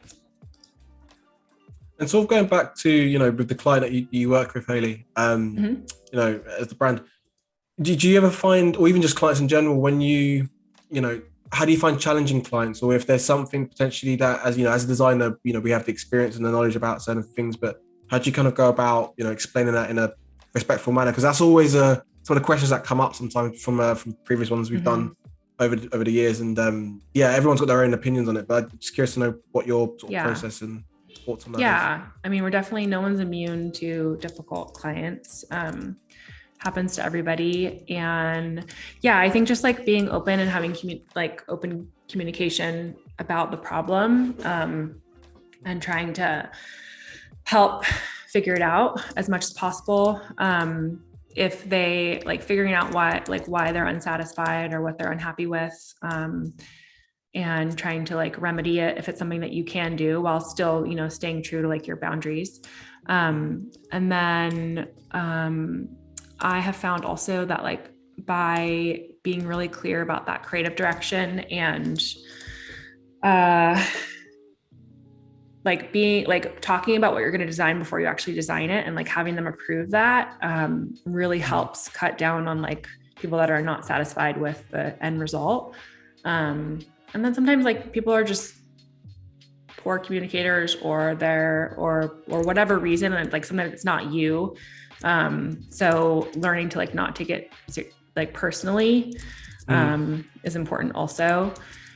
I will say, I don't think that everyone needs to go to design school to be a designer, but one thing that it did prepare me for was the horrific critiques that you go through, and being able to build up a tough skin. In that sense, it was helpful. It was awful at the time, but you can appreciate it for that now. Reason. Yeah. Yeah. Yeah. So I think just trying to have open communication, asking yourself if it's an issue that is actually your bad, can you remedy it? But also knowing that sometimes you just can't make people happy. unfortunately. That's a good point. Where you mentioned, I mean, there's a lot of gems you just said within that as well. And it's, kind of jumping on that. I guess it's that transparency as well, just that communication, right, from the very get-go, and trying to be as open and honest as possible. And also, I don't know if you find it as well, but every client, you're going to get better as a designer, right? So, you go through different processes. And again, for maybe those in the chat who are just starting out or quite new to, maybe even being freelance or even working as a junior role, these are the experiences that you're going to face as you kind of go in that career. So every lesson is a good lesson in that regards, whether it's bad or good, if that makes sense. You're going to learn from it and you go forward. So, it's good to kind of hear your process, Hayley, in terms of how you work with clients on that. So it's not always a good client every single time, right? It's when they come, it's just like a little win, basically, right? So it's like, yeah. And then too, like getting clear from the beginning, like who you want to be working with. Like when if you're starting your freelance side business, like obviously when you're starting, you'll kind of work with anybody who will pay you or will give you the experience, or, and that's great. But as you start to be able to be pickier about who you're working with, like getting really clear with yourself about who you want to work with and what you value in as a client. And then like putting that out into the work that you do, into the language that you use in your social media, on your website. All of that will help attract those type of clients that you want to be working with. And it's like, if you're starting your own business, especially like in design, like you're not starting it to work with people that treat you that poorly. You want to like work with clients that you like. So like, you might as well get clear about that and who that is, so that you can work with them and you can feel fulfilled also. That's a good point. I mean, again, it's all about, building relationships, right? As well. It's, I always find, it's rather than having those clients, it's almost a one-hit wonder, as it were. And it's just, you get out of the way, it's pay, whatever. But I think it's understanding that potentially you could be that point of contact for them continually. And it's building that relationship. And it's, that's kind of, I feel like the end goal for a lot of, especially freelancers, or that consistency, right? Is a good thing to have with clients. And it's almost that sense of trust as well. They know you, you know them, and it's a nice rapport. I think vibe is also quite important with the client as well. Putting away skills, and it's just that energy that you feel with someone if you want to, work with them and not sell yourself to the devil, as it were. But yeah. Yeah, absolutely. Yeah. And it's like, the customer is not always right, but you still have to not burn your bridges and like try to, like you said, maintain those relationships. And hopefully, if it doesn't work out for whatever reason, you can still get some referrals or, at least not like walk away with like a completely poor taste in your mouth, unless somebody is completely out of line, but. Very true. It's good to get some experiences from the chat. We can see, so Jordan, again, get those experiences if potentially if you worked with clients or how you even overcame them as well. It's always nice to sort of share. So Jordan said one in particular where he said, the one thing I don't like is the mentality that because the client is paying you, you should just do what they say 100% of the time. Design is a relationship and a collaborative effort, which I couldn't agree with more. Totally. You're going to get those ones off sometimes with clients, but it's you're trying to build bridges, right? Not burn them. So it's having that good relationship and respect on both sides. Yeah. And then as you, move up in your career and gain more experience, you start to position yourself more as the consultant or creative expert rather than just kind of like the designer for hire. Occasionally you'll still come across those people that want to just kind of like tell you what to do. And then at that point you can you can say like, look, this isn't right for me, or I'm not the person to help you. Or you just charge a lot of money and then they say, no, thanks. And they move on, Exactly. I'm loving what you're doing, by the way, now on the screen where you kind of like cherry pick is the correct word, the color picker, I should say. I just went off the piece there. But I can see what you're doing there, which is quite nice, creating that kind of color swatch. Actually color is like something that I am not super strong in. I feel like I am often kind of like just not, I don't feel like it's my strongest. So I do love how you can they have like pre-made color palettes here, or I will often like grab an image and then just like pull colors from it. So yeah, There's a lot of I remember even going back to university days, it's the kind of theory behind color as well, and how it makes you feel and the emotions, and especially branding, right? It's even subconsciously, we don't even, which I'm sure you probably know, but again, for those in the chat, it's these things that you might get taught, or you might research a bit more about, you know, the kind of colors that you would use on branding. And even just now from what you're showing us on the kind of cloudy kind of, you know, it just feels lighthearted, right? It doesn't feel too serious, it feels mellow, which is nice. Yeah, definitely a lot of psychology behind color, and it's very important to consider in branding. And and I, depending on the project too, like I will do, you know, sometimes projects only have two primary colors to use throughout the branding, and like some will have 4 or 5 plus like an alternate palette to use. So again, it just kind of like depends on the brand, like which colors we end up using. Have you got a preference? Would you perhaps like to be given a brand guideline and it's like that's what you're working within, or do you that flexibility of knowing you can kind of create your own, say, bespoke palette? Do you have a preference that you like if they come to me with a specific if they like were like, oh, this is the color that we want? Yeah, so like if it's, say for example, there's a new client who's starting up, I don't know, say a bakery, for example, and they've got ideas for a logo, and they may even have the actual color palettes already in mind, but I guess as a designer, you can potentially, you know, offer some more options to them. Would you rather, and this is just a curiosity, would you rather be kind of given a palette that you have to work within and you can find tints or variants, or would you kind of rather your own, that you can go off and research your own and create your own color palette?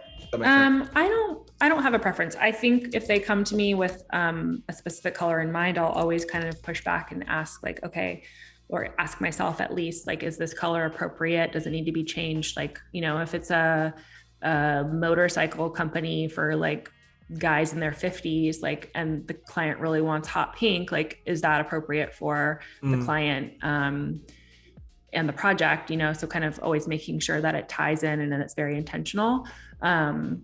So yeah, I don't have a preference either way. I think maybe even like, I guess if I did have to choose, like having the color already does make it a little bit easier, or just like fun to build off. Like for example, this project, she wanted, she's been using the dark green and then also like wants like the blush color. So kind of like working around and trying to find the best color palette for that is can be fun. So we've got some, so again, it's on that topic of working with clients, we've got some really good experiences that, excuse me, everyone's sharing in the chat. So Amber said, sometimes clients forget that designers are creative people and we want to help their client and grow their brand, not cause conflict. This is why communication is important. Again, couldn't agree more with that, Amber. So yeah, thanks for sharing that piece. Good to know.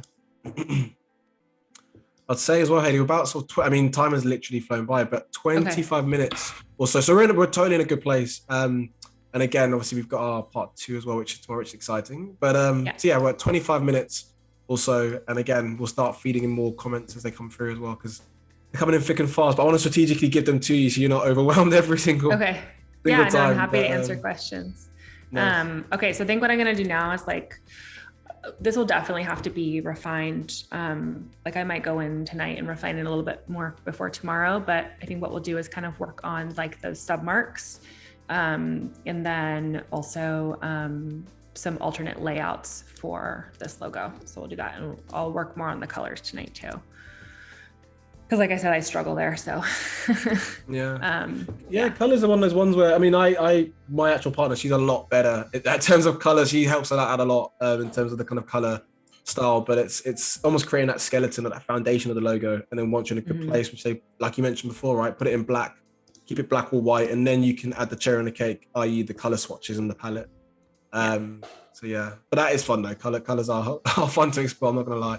And the occasional gradient, I'm guilty of that too. So that's fun. I know trends, and I feel like it's trendy right now. And it's like I always try to stay away from trends for the most part. Like if I'm creating a brand identity, I'm not going to do something that's super trendy. But like in the additional assets for the brand, like, you know, social media templates or like fun marketing pieces, then absolutely, like I'll jump on a trend for sure. Amber said, I think that means, I think it was supposed to be love instead of have, but I love how you're building this out, Hayley, which is great. So yeah, Okay. everyone's liking your process, which is good. Cool. Just on that topic of that the color as well. I mean, do you remember like word art? I don't know, I'm gonna go off piece now, but like word art on, I feel like that I've seen that recently on a poster. Oh yeah. And I feel like that's coming back, right? I don't know whether it's done a full circle, if it's just, which seems kind of crazy to work in that world of word art and clip art, but maybe it's a cool thing now. I don't know. No, like the Y2K trend is definitely coming back. Super elongated font, or like widen it out. Yeah. The rules of design is blurred, which is interesting to some and it's hard to stay others. I know. Well, it's like, I feel like in design school you learn all these rules and then but then it's so hard to break them. you know? For sure. Totally. But yeah. So what are we looking at now? I mean, these are looking nice, little designs. So I'm just trying to like imagine different layouts for the icon, and then what we'll do is I like to create kind of like a submark, and I feel like like the standard submark is kind of like you would think like the icon in the middle and then like a circular text around, but I think it's fun to like move beyond that. So to kind of like think about how we can create more like type driven submarks. So like playing around. So I have like, so I pulled some words from her website. So like there's skin friendly jewelry, it's waterproof. And so kind of like, even like bringing jewelry in there too. She's also moving with the rebrand. She's moving into, eventually she'll have not just jewelry. So that was hence the word co. So she might not want to have just jewelry, or I guess we could do accessories also. But so yeah, basically with the rebrand, she's moving from Flaire Accessories to Flaire & Co. so that she can do like clothing or, more fun stuff. Yeah. She has the flexibility. So are you, in terms of like even social media assets, will you be working on that down the line as well? Or is it just the kind of branding elements? That's not in this scope, but I will give her the tools to be able to do that herself for sure. Nice. We've got a good question here from Val, actually, which is a few questions, but this is a good one. So Hayley, have you ever had a client that wanted you to create something that you didn't want your name connected to after the fact? What do you do in that situation? I love those questions, Val. You keep them coming. Anyone else as well, because they're good ones. Yeah, I found for the most part that clients don't necessarily I just don't put it in my portfolio, basically. Like I have a ton of work that I do. It's not all glamorous, fun branding projects. Like I'll do an annual report here and there, and I just don't put that on my website. Yeah, I would say just don't put it on your website or don't put it on your social. If the client is like, look at this designer who designed this awesome work, you could ask them like, hey, you could say like, hey, this doesn't necessarily match like the projects that I'm trying to attract. So while I had an awesome time working with you on this project, and I appreciate you giving me like the shout out, I don't really need you to do that. It's so funny you mentioned annual report. I was literally working on that like this weekend. And do you know what's weird? I mean, everyone's got a preference, and again, branding and from my side as well, I actually don't mind annual report. I'm a bit weird like that, but I guess it's almost that challenge of something that might necessarily not be that interesting, but making it as interesting, whether it's an infographic here or do you know what I mean? It's trying to add that challenge. So I know what you mean by annual report though. It's not like I'd much rather a cool logo branding, but annual reports tend to have that stigma maybe attached that it's got to look a bit mundane. But I've seen some funky annual reports out there. Or like to be able to use InDesign to its like full potential, I think is really fun. Which sounds so dorky, but like InDesign is really fun because you can like do so much with it, and like you can like really like geek out on InDesign. And I think like if you're doing an annual report and like hundreds of pages, then it can be kind of fun to use InDesign for that. Definitely. And you're in a good place. Everyone's in a good place to geek out. They'll be like, this is where we come. So there's no stigma, no attachments. It's all good. So just sharing and geek out, we encourage it actually. Anyway, we've got Jordan who said, so 100% I think 100% of designers go through this at some point. Logically, I think it's just the nature of someone paying for something, maybe not. So again, just kind of feeding off that, it's as designers, we're going to go through ups and downs, and it's kind of how do you navigate within that space, right? And kind of come at it from a respectful way. But it's all part of nurturing yourself within that creative space and learn as a designer. So and like you can give your clients your creative opinion, and it's up to them to take it or not. They are the ones paying for it, and you can give your 2 cents. And if they decide not to go with like your advice, then that's their choice. So yeah. Do you ever find as well, like I found it with perhaps doing brands for clients who they've got more of a personal connection, say like a family business. So they may see it from a bit of a different perspective than, say, if it was an agency who employed you for a bigger brand. So I guess sometimes, I don't know, maybe some other creators think this as well, but I always think consciously about there is an emotional connection to it. So they may, it's almost being, I won't say strategic, but being a bit more conscious about how you would word things and make sure that it's in a way that it is respect. Because obviously they're going to have a bit of a different like emotional connection to it, right? Especially if it's a family, business that's been passed down. It's it takes a lot of care. So there's always, I guess, trying to navigate depending on the background of the client. It's quite important too. Yeah, definitely. And then too, like on the friends and family note, like I always say to my clients, like, here's the design, like go ahead and take a look at it and then get back to me. And you're welcome to ask opinions, but make sure that you're asking the opinions of people who are like your ideal clients or who this business would be like geared towards. And you're not asking like your aunt's cousin, that has like no bearing on what the rationale behind any of the design, or like it's not geared towards them. You want to like get the right opinions. Very, very true. It opens the floodgates, isn't it? When there are too many cooks, in the kitchen that way, which it happens. I guess it's the nature of our line of work. And it's kind of, I almost feel like as designers, we kind of thick skin to kind of navigate through that. But yeah, there needs to come a point where you kind of draw a line in the sand a little bit and be like, okay, this is kind of getting crazy now. So you set the terms. Amber has just said, so it's a design question for you, Hayley. So she said, when creating the brand standards, do you use the same typeface from the logo as the main font for the brand? No, I do not. Not just a personal preference, but I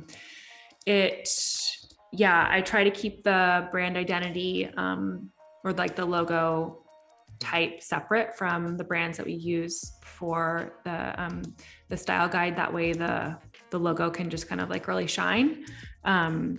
I don't think that there's a right or a wrong answer to that, but personally, I try to keep them separate. So yeah. Nice. Val said, I hope, Hayley, I don't know if you mentioned your family was watching the stream, if they're still on it, but she said working for friends and family can sometimes be worse than working with strangers. Yeah. So you don't have to, don't incriminate yourself on if there's your friends or family on it. But I know what you mean. My mom's not watching, so I can say it. But yeah, working with family can be, it's just difficult, isn't it? Because again, it's that emotional, it's there's obviously a bit of layers to it as well. That wasn't designed pun, layers, but yeah, there's a method to it. I remember one of my design professors would always say, when you're working with friends and family, you either do it for free or you don't do it at all. And I think like in that sense, it kind of makes sense because, if family and friends are like paying you, then you feel extra, there's like extra awkwardness. And then, but at the same time, you don't want to work for free, but, and then in that sense, like friends and family should value your time and creative expertise, so they can certainly pay you. But yeah, I think for the most part, I tend not to take on those projects too much. Or I'll be like, yeah, it doesn't, I'm too busy, but I can refer you to someone who's really great, who'd be a really great fit. I was just going to say, literally, I love the way your mind is thinking. I was just thinking that because in a way, it's like, if it's, say, for example, I don't know, say your mum, for example, your brother and sister, you still want them to get a good job and done, whether it's the branding they need. But if you don't want to maybe commit yourself to that, you can put someone who you know and you trust to them. So in a way, there is, you kind of fill that void for them by not actually doing the work yourself, but putting them in the right hands of someone who can. You hit the nail on the head when you said that. I was just thinking the same thing.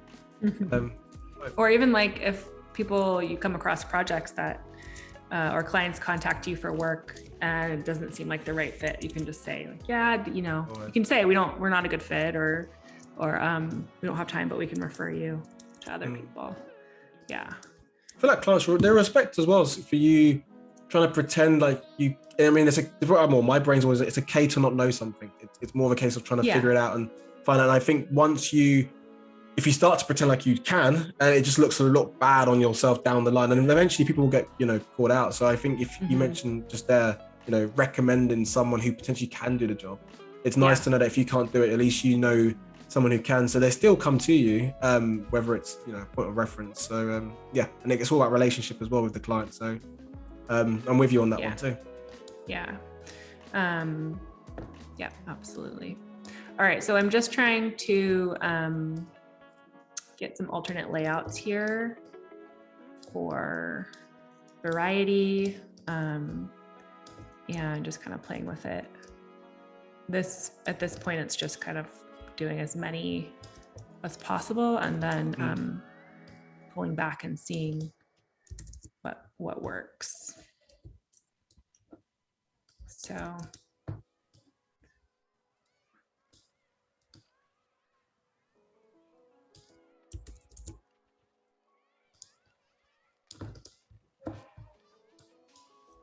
be nice to sort of see your design process, Hayley, today, like just going through the fonts and zooming in, and I feel like I've got quite a nice relationship now with the different fonts that you're using. It's nice to see them as well, and again how you're operating, and it's really, really cool to see. I'm sure everyone appreciates it too. It's fun to I know, I think like as designers we see things differently. We see like we don't see necessarily like the letters, we see the shapes and how they all work together. And like, by zooming in, zooming out, you can really get like a more appreciation for the letter forms for sure. So I don't know how I feel about bringing in the and company. It's a little too busy, but I was trying to figure out a way that we could get something that's stacked. But maybe playing with. I guess it's tricky because the ampersand, it's so bold in nature due to the shape of it. So it's, and I mean, I would much rather an ampersand than the actual word.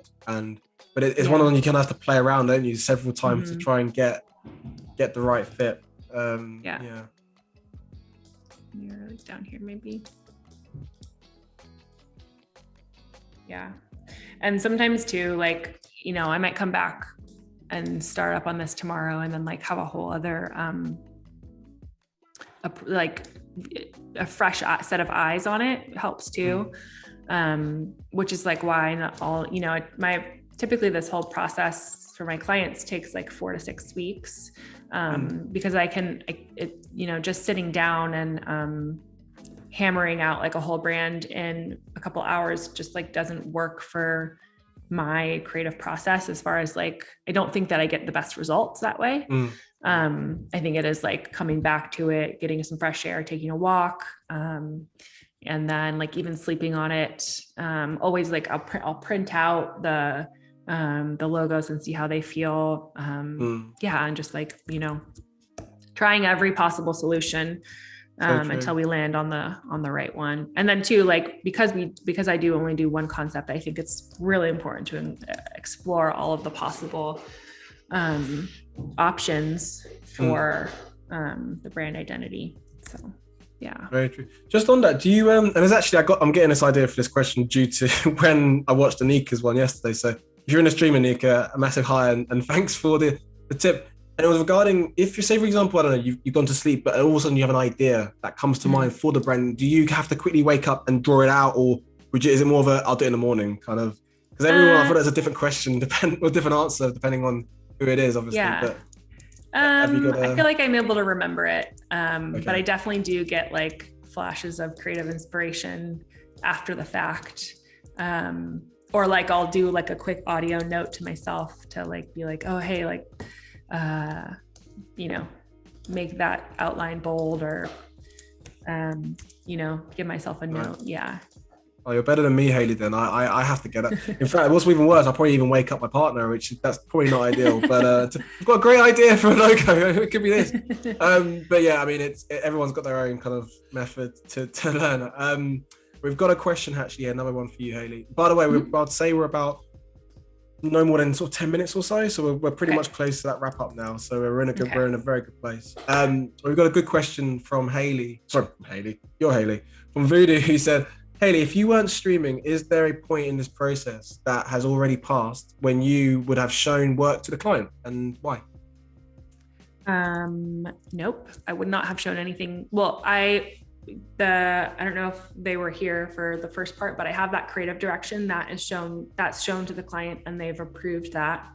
And then at that point, then I'll design the brand in its entirety. And then we'll also do mockups and basically like build out the whole brand identity. And then we present that in real time, like via Zoom, to the client. So yeah, no, they don't see it until it's done. Although she knows that we're doing the live stream, so she might be here. So this is a special exception. Yeah. She's seen it firsthand. I love that. Yeah. No, I find that it's easier for people to see it in its entirety and be able to see it complete with like the mock-ups, because looking at it on a white background with no context can be hard to visualize. It's like walking into, if you're going to like an open home and you're trying to like visualize what it could be like, it's really hard for some people. So yep, I do not show it until it's done. Got it. Yeah, so that's a good point. And yeah, Voodoo Val. So that's Voodoo Val Media. So she was definitely here. I'll be worried if she snuck off, but I think she was definitely here for that. So that's good to know. Yeah. Okay, so let's start. And like I do like this blush, I think, and then I might even make the this is a green, but I think I might make it just a little bit lighter. It just came to mind when you said about the clients watching it now. Can you imagine in a world where clients are watching us design like this as a light? I don't know if they'd appreciate it more, maybe, because they can see the process. That's what I'd like to think anyway. Maybe. Or maybe they just be like, crikey, is that what I do? But yeah. Who knows? I know. It's like, it's like you don't want somebody to see it until it's done. Like, it's not done yet. Don't look at it. Like, you know, because I know, like, I have a pretty good picture of like the end result in my head, but it's still a process to get there. And you don't want someone to jump in halfway through because it's not done yet. Do you know what you just I feel like I had a weird moment there where when you just said what you said, where almost like a junior me and then like a creative director coming over my shoulder and seeing what I'm doing on my screen, and it's all you don't want them to say, it's not done yet, don't look. It's I know. Like isn't that the worst? I feel like a lot can perhaps relate to that story. In your head, what you want it to look like, but they just come in on you mid-flow, which is why we respect you to even coming on live and to show your process, because it helps other people and other people who are not necessarily designers, but to sort of see your process and to hopefully it's not a nerve-wracking experience, and it's fun to sort of show others your workflow. It's definitely fun. I think designers get it, and it's like that TikTok audio, like you get it. If you don't, you don't. Yeah. I feel like you've influenced me now to even get on TikTok now. I might my God, it's so fun. I'll follow you. I don't know if you don't have to do design stuff. You just like, there's just like, it's just hilarious. Like there's just so much fun stuff, and you can learn random stuff also. You sold it to me. There we go. I'll be on there and just To be fair, Instagram is weird enough, Instagram now seems to be a place where I will, obviously I've got ways where I do visual research, Pinterest, Behance, and other ways as well, and blogs. But yeah, Instagram, I guess who you follow as well. That's for me, on my feed, it's just seeing things and bookmarking them. I don't know if you ever find, like now social media, especially like even LinkedIn, do you use other platforms besides TikTok to find research, and you maybe tailor them, or you save them down, you bookmark them? Yeah, definitely. Like, I do follow like a lot of other designers or like creatives on Instagram. And so I'll get, inspiration for that from there for sure. And yeah, TikTok is interesting because it have the For You page. And so basically it's content from people that you don't follow, and just think like the algorithm will think that you like it. And so it'll show you stuff that you think you might like, where you can kind of like discover things easier. Whereas Instagram, I feel like it's all stuff from people that you follow already. So in that sense, it's easier, I feel like, to discover new things on TikTok. So I guess like on the spot as well, right? Because it's like live. Well, not even live, but I guess it's more just frequent potentially, right? And obviously how you upload and how quickly you upload, or if you're out and about and you see something that's inspiring and you snap it. That feels like the kind of world we're living in now, where you can just see it very quickly. Yeah, or like I'll use stories that way for sure. Like I'll use stories to do like more immediate type stuff on Instagram, and then like posts will be more like announcements or something more permanent.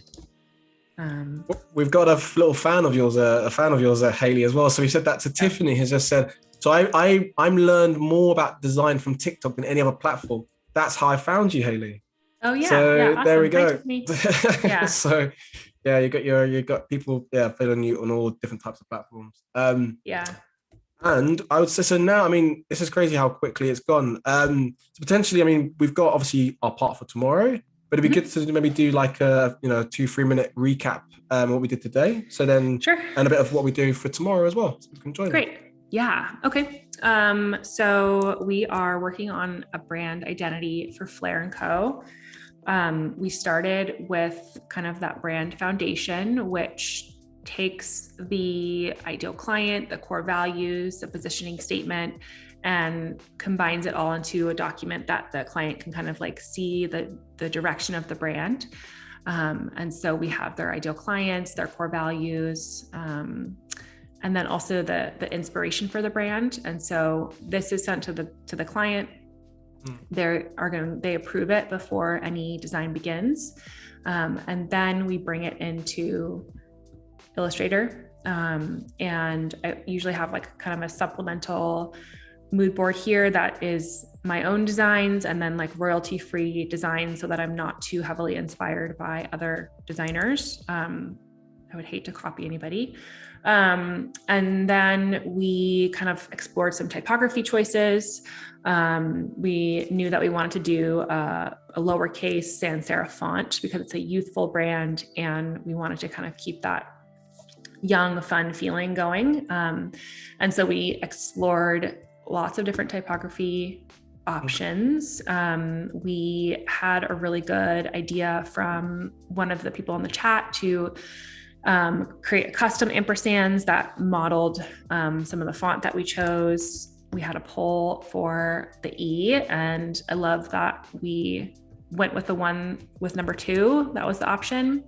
We explored some colors, and then tonight, I think I'm going to refine a little bit more of where we landed on, so that tomorrow we can put together some of the mockups. So what I like to do for each client is create mockups that are on brand. So I'll create like a mailing box for her, or a business card, or like a little insert for the packaging, or tissue paper, so that she can really envision the brand in use. And then, so we'll create those, and then we'll put together the final branding document that I'll present to the client in real time via Zoom.